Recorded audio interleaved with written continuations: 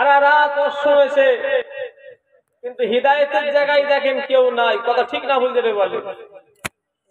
মেয়েরা যেভাবে ঘুরছে রাস্তাঘাটে, মুসলমানের মেয়ে বোঝা যাচ্ছে না। আমি তো আসার সময় কমিটির ছেলেরা এগুলো মেয়েগুলোকে সব সাইড করছে, ওই হুজুর এসছে, মেয়েগুলো সব এগুলো লুকোচ্ছে। ও আমার জন্য দেখা হারাম, আর এসব এলাকার লোকের দেখা হালাল। হুজুর এসছে বলতে লুকিয়ে যায়। আর এগুলো কি সব খেজুর নাকি?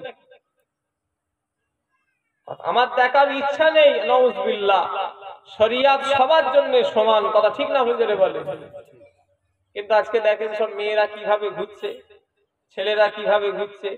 ঈদ চলে গেল, ঈদের দিনে আমরা নামাজ নিয়ে ব্যস্ত, পাঞ্জাবি টুপি কেচে টুচে নতুন রেখে দিলুম বাবা।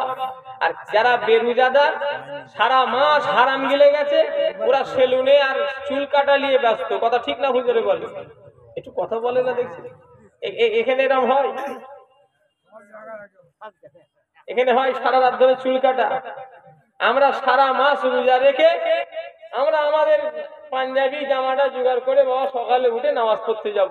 কিন্তু যারা বেরুজাদার সারা মাস হারাম খেয়ে গেছে, ও একদম সারা রাত ধরে শুধু চুলই কাটছে। সারা জীবনে চুল কাটিয়ে দেবে, একদিন ঘোর কেটে যাবে। কথা ঠিক না হয়ে যাবে? আল্লাহ মাফ করে। মুসলমান নামে হলে হবে না। গরুর গোশ খেলে যদি মুসলমান হওয়া যায়, বিভিন্ন ধর্মের মানুষেরা গরুর গোশ খাই না খাইনে বলে। এই দেখেন শুভেন্দু অধিকারী বলছে 3 বাটি গরুর গোশ খেয়ে ফেলে। কি মহাবিপদ বলো তো দেখি। আবার খেয়ে হয়নি, আবার বাড়িতে নিয়ে গেছে, বাড়িতে আবার টিফিন কেরিয়া করে নিয়ে গেছে। তাহলে ও তো বড় মুসলমান নাকি? এই আমি মিথ্যে কথা বলছি নাকি? দেখুন মোবাইলে শাহাবুদ্দিনের বাড়ি গো। এখানে শাহাবুদ্দিন কেউ আছে নাকি? কার নাম শাহাবুদ্দিন? কে আছে? আছে আছে আছে। ওই শাহাবুদ্দিন কোন? আপনার বাড়িতে শুভেন্দু এসে গোশ খেয়ে গেছে? না ভাইয়া না, ও ওনার বাড়িতে না, অন্য শাহাবুদ্দিন। ও মুসলমান ঘরের ছেলেরা, ও আমার ভাইজানেরা, ও নবী পাকের প্রেমিকেরা, মুসলমান গরুর গোশ খেলে খাওয়া যায় না। গরুর গোশ খেলে যদি মুসলমান হওয়া যেত, পৃথিবীর বিভিন্ন ধর্মের মানুষেরা গরুর গোশ খাই না খাইনে বলেন, তাহলে তারাও তো দাবি করবে আমরা মুসলমান। আমার ভাইজানেরা, যুবকেরা, মাথায় টুপি দিলে যদি মুসলমান হওয়া যায়, যারা সিনেমা করে, যাত্রা করে, যারা পাড়ায় এলাকায় যারা মুসলমান পাড়ায় যারা ভোট চাইতে বেরোয়, দেখবেন নেতাদেরও মাথায়, যারা সিনেমা করে তাদেরও মাথায় টুপি থাকে না থাকে নে বলে। একটু কথা বলে না? তাহলে মুসলমান টুপি দিলে হওয়া।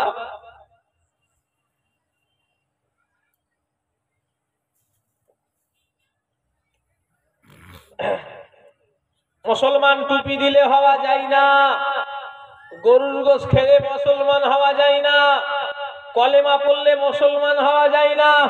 কলেমা পড়লেই যদি মুসলমান হয়, আমাদের মমতা ব্যানার্জি মুখ্যমন্ত্রী আমাদের ফুরফুরাই গিয়ে আমি সে জায়গায় নিজে প্রেজেন্ট কলমা পড়েছে, কি হবে? আপনারা শোনেন নাকি? কথা বলেন। আমি কোনো রাজনীতি করি না, কিন্তু আমি উদাহরণ দিচ্ছি যে কলমা পড়লেই মুসলমান হওয়া যায় না। এখানে আপনারা যে কটা লোক বসে আছেন, আপনারা সব মুসলমান তো নাকি? কারা কারা মুসলমান হাত তোলেন তো দেখি। মাশাআল্লাহ, নারী তাকবীর। আপনারা যে মুসলমান এর কোনো প্রমাণ আছে? কথা বলেন, কথা বললে ভালো হয়। বাংলাদেশের ওয়াজ শুনবেন, ওদের হুজুরের থেকে শ্রোতাদের তেজ বেশি। ওয়াজ করতে করতে শ্রোতা প্যান্ডেলের উপরে পড়ছে, এমন জোশে। দেখেন না নাকি স্টেজ থেকে হুজুরের ঘাড়ে লাফ নিয়ে হুজুরকে নিয়ে পড়ে যাচ্ছে। দেখুন ওরে বাবা, সে কি চিল্লানো! তা আপনারা একটুখানি আস্তে আস্তে একটু কিছু বলেন। হ্যাঁ হু দিলে কি হবে? কি গ্রাম এটা? পূর্ব তেঁতুলবেড়িয়া। পূর্ব তেঁতুলবেড়িয়া 8 নম্বরে যদি আপনারা হাহু যদি না দেন, তাহলে আমি মনে হবে গোরস্থানে ওয়াজ করছি। কথা বলেন না? কালকে ভাঙড়ে জলসা ছিল, ওই গ্রামে আবার অঘ্রাণ মাসে আমার দাওয়াত আছে। কালকে বলছে হুজুর এরপরে আমাদের গ্রামে গোরস্থানে জলসা আছে। গোরস্থানে কি জলসা? বলো গোরস্থানের জলসা না, বলে বলছে গোরস্থানে জলসা আছে। আমি আমি যে আপনারা যদি হাহু যদি না দেন, আমি মনে করবো লোকগুলো সব বেঁচে আছে না মরে গেছে। আপনাকে তকবির দান তো না রে তকবির না, ওয়াকাবের বিল পাস হয়ে যাবে। এই মুসলমান এই আওয়াজ নিয়ে ওয়াকাবের বিল মনে হচ্ছে আটকাতে পারবে না। মুসলমানের একটু আওয়াজ দেখাতে হবে, ইমানি আওয়াজ, অত সহজ নয়। এই নারে তাকবীর আল্লাহু আকবার, এই আওয়াজে এমন ইমানি পাওয়ার দেখাতে হবে আল্লাহ যেন কাফেরদের অন্তরটাকে যেন কাঁপিয়ে দেয়। তাই জোরে দেন নারে তাকবীর, নারে তাকবীর। সিলসিলায়ে মুজাদ্দিদুজ জামান দাদা পীরের হক সিলসিলা, নারে তাকবীর। একটু কথা বলেন আপনারা মুসলমান তো নাকি? কোন প্রমাণ আছে? কি প্রমাণ? মুখে দাঁড়িয়ে না, মাথায় টুপি, আগে তো টুপি বলি, মুখে দাঁড় নবীর সুন্নাত, এটা যদি মুসলমানের পরিচয় হয়, রবীন্দ্রনাথ ঠাকুর কত নম্বর মুসলমান? আর রবীন্দ্রনাথ ঠাকুরের তাহলে ও তাহলে কত বড় মুসলমান? আমার কথা কি বলা ভুল হচ্ছে নাকি? এই যদি বলে যে হুজুর মুখে দাঁড়িয়ে এটা রবীন্দ্রনাথ মুসলমান মুখে দাঁড়িয়ে আছে, তাহলে রবীন্দ্রনাথ বলে একটা ঝাপটা দেও বেরোন থেকে আমি বড় মুসলমান। তোদের এইটুখানি দাঁড়িয়ে তোরা যদি মুসলমান হোস, আমি এত বড় দাঁড়িয়ে তো আমি 1 নম্বর মুসলমান, ঠিক না? হুজুরে বলে তাহলে মুসলমানের পরিচয় কি? একটু বলেন কি বলছেন? বলবে তো ভাই, ভুল হলে তো আমি আছি, একটা ভুল হলো বলে দিলাম তো, আর একটা বলো কি শুনতে পাই? লেবাস, লেবাস, লেবাসের কথা বলছি। পাঞ্জাবি তারা পড়ে না? জি পড়েছে। তাহলে নামাজ যদি ওটাই যদি বলো, আমাদের পশ্চিম বাংলা রাজারহাটের এমএলএ সে এবারে ঈদের নামাজ পড়েছে, আজ কয়েক বছর ধরে নামাজ পড়ে আসছে। ওকে জিজ্ঞাসা করা হচ্ছে নামাজ কেন পড়ে? বলে আমায় ভালো লাগে।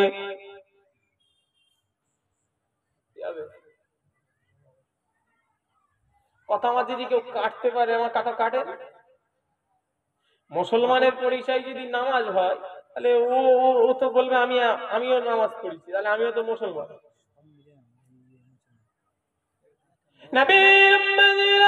ও মুসলমানের ছেলেরা, শুধু টুপি দাঁড়িয়ে মুখে এটা মুসলমানের পরিচয় নয়। সত্যিকারের মুসলমান যে দাবি করবে, বড় ভাইয়ের হক মারতে পারে না। যে সত্যিকারের মুসলমানের দাবি করবে, ছোট ভাইয়ের হক মারতে পারে না। যারা সত্যিকারের মুসলমান দাবি করবে আমার ভাইজানেরা, তারা কখনো হক নাসের গুনায় যেতে পারে না। রাগ করবেন না, মাথায় টুপি দিয়ে আজকে হুজুর সেজে সব বসে আছি, কিন্তু আমরা এখানে অনেক মানুষ আছি, ভাইকে ঠকিয়েছি, বোনকে ঠকিয়েছি, কত লোকের দিনা নিয়ে এখনো টাকা পরিশোধ করি না। মেয়ের বিয়েতে ধার নিয়েছিলাম, সে মেয়ের বিয়ে হয়ে বাচ্চা হয়ে তার মেয়ের বিয়ে হয়ে গেল, আর আমি মাথায় টুপি দিয়ে আল্লাহ আল্লাহ করছি। অতটা সহজ নয়। সব গুনাহ মাফ হবে, হকুন নাসের গুনাহ কখনোই মাফ হবে না। আমার ভাইজানেরা, বান্দাতে দেখে এটা হক আপনি মেরে নিয়েছেন, ওই গুনাহ কখনোই মাফ হবে না যতক্ষণ না বান্দা মাফ করছে। কথা ঠিক না ভুল বলে? শুধু হুজুর দোয়া করেন, কিচ্ছু দোয়া কাজে লাগবে না,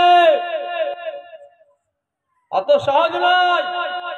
আল্লাহর কাছে যেতে হবে, সব পায়ের বিচার আল্লাহ করবে, কাউকে আল্লাহ ছেড়ে দেবে না। পীরের ছেলেকেও ছাড়বে না, পীরের মুরিদকেও ছাড়বে না। কথা ঠিক না হুজুরে বলেন? একটু কথা বলেন না দেখি, রাগ করছেন নাকি?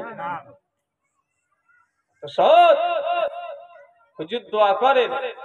হুজুর দোয়া করে কি হচ্ছে? সমাজে তো লোন একদম বেড়ে যাচ্ছে। কেন?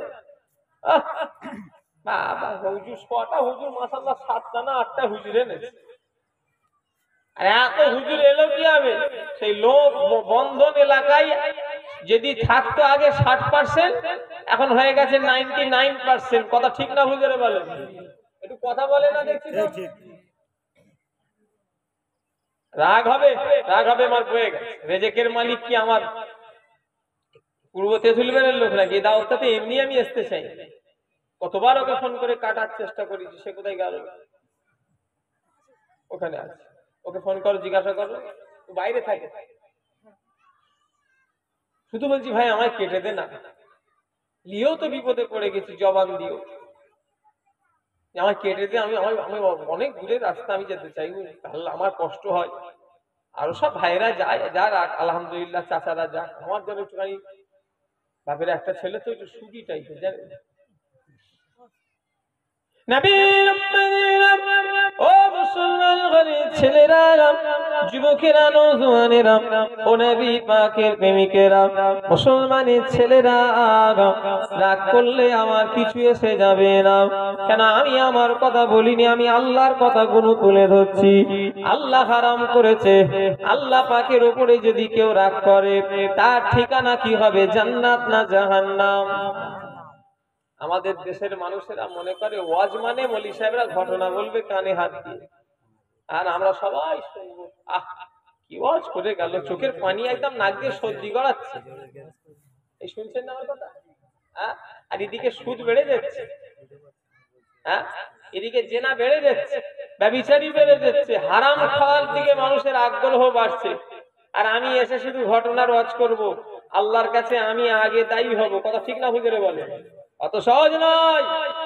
তুই মুসলমান দাবি করবে, আল্লাহ রাসূল বলেছেন যার শরীরে হারাম বস্তু ঢুকে যাবে, রাসূলুল্লাহ বলেছেন যার শরীরটা হারাম দিয়ে জিনিস দিয়ে যার শরীর গড়া হবে, আল্লাহর নবী বলেছেন ওই শরীরটা কখনোই জান্নাতে যাবে না।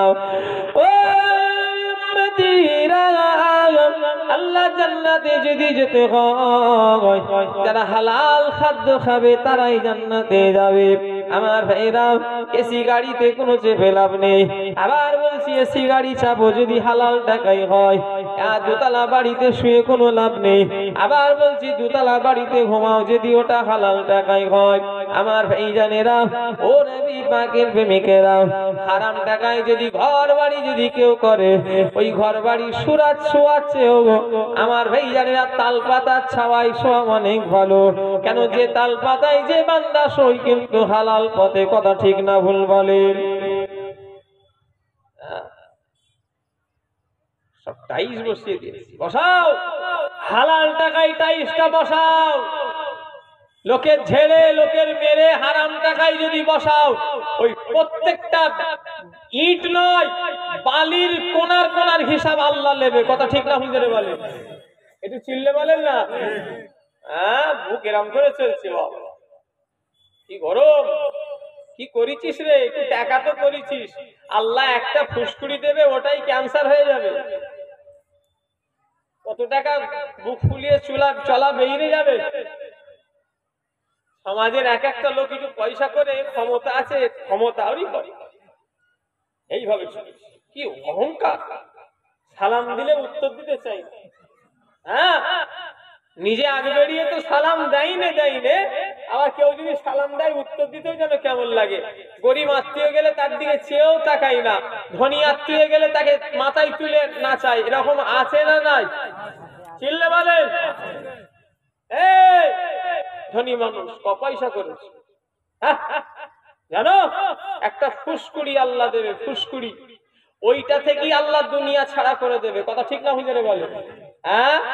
ঘুমের ঘরে ওটাকে চুলকে দেবে, ওটাই হয়ে যাবে ক্যান্সার, আল্লাহ না করে। তারপরে ডাক্তার বললো কলকাতা, কলকাতা হয়নি, ভেলোর হয়নি, চেন্নাই বললো 2 লাখ 5 লাখ 10 লাখ 20 লাখ দে, দাও দিয়ে খবর হয়ে গেল দুটোই হবে, চলে আসবে। কি হবে? হয়ে গেল। হিন্দুস্তান পাকিস্তান যে স্থানে যাই না কেন, একটা স্থানে সবাইকে যেতে হবে। ওই স্থানটার নাম কি ভাই? নবীর উম্মতিরা, ও মুসলমান ঘরের ছেলেরা, অহংকার করো না, তাকাব্বুরি করো না, রিয়া করো না, ফখর করো না।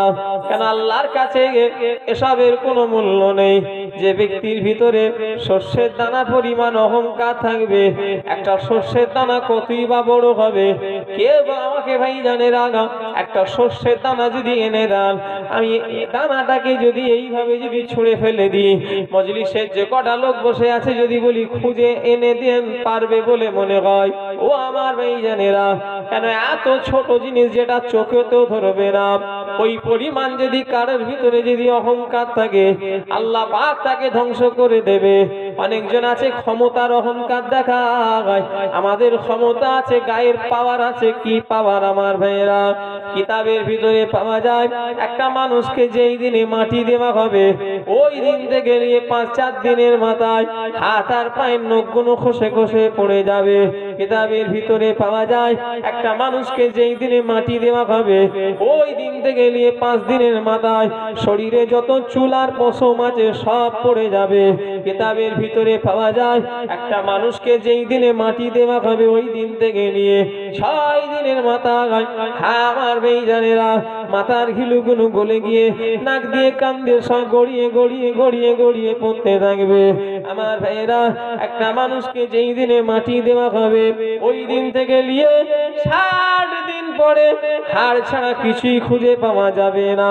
ও আমার ভাইজানেরা, এই দেহের কোনো গরম নাই, এই শরীরের কোনো গরম নাই, কেন এটাকে খেতে মাত্র পুকার মাটি নেবে কদিন? জোরে বলেন, আরো জোরে। মানুষ কবর দেবার 60 দিন পরে কবর খুললে আর মানুষ বলে চিহ্ন পাওয়া কিসের গরম ভাই?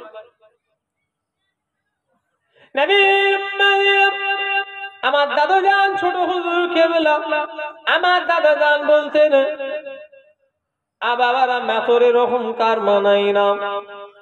মেথরে অহংকার মানাই না। মেথর বলতে কাকে বোঝে জানেন? যারা পায়খানা পরিষ্কার করে। আপনার দেশে মেথর আছে ভাই? একটু কথা বলেন না, জোরে বলেন না। এখানে কেউ আছে? হ্যাঁ,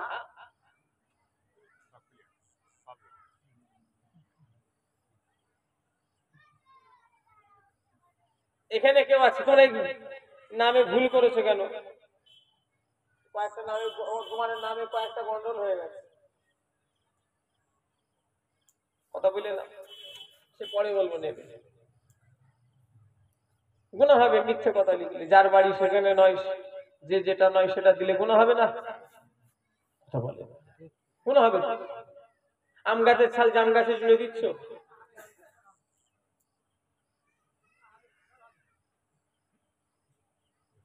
কি অবস্থা বলেন তুমি? পরে নেবে বলবে, এখন কিছু বলবো না, কমিটিকে বলবো। আমার ভাইজানেরা, যুবকেরা, নওজোয়ানেরা, ও নবী পাকের প্রেমিকেরা, আমার ভাইজানেরা, যে কথা আমি বলছিলাম, আমার ভাইরা, নবীর উম্মতিরা, আমার ভাইরা, বলুন তো দেখি আল্লাহর দিকে এসে কি বলছিলাম বলেন তো?